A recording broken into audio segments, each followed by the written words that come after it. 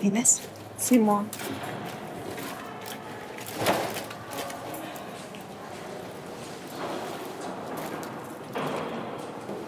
¿Rojo o azul? A mí me gusta más el rojo. Dame el otro, mano.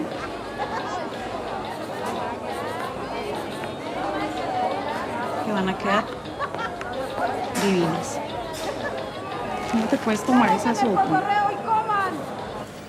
Hola, chicas, venía a decirles que ahora con lo de mis cautivos voy a estar súper ocupada. Es porque quieren algo, niñitas o algo, me avisan con tiempo, ¿va? Va, niñas, bye.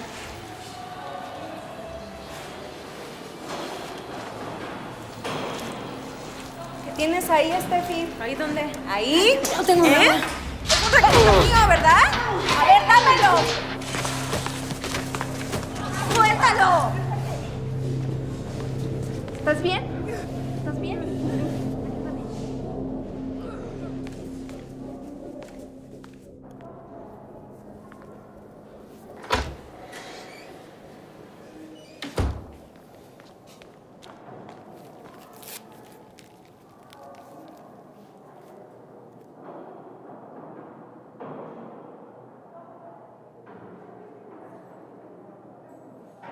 Gracias.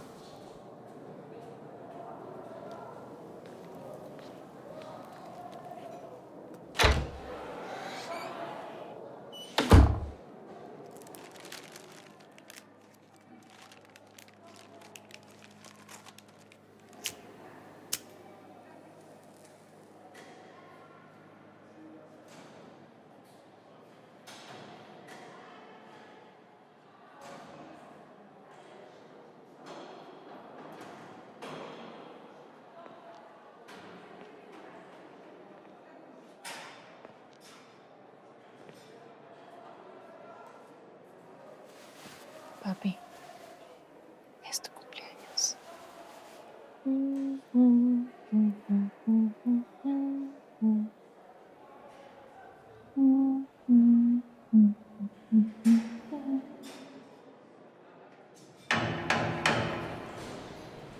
Martínez.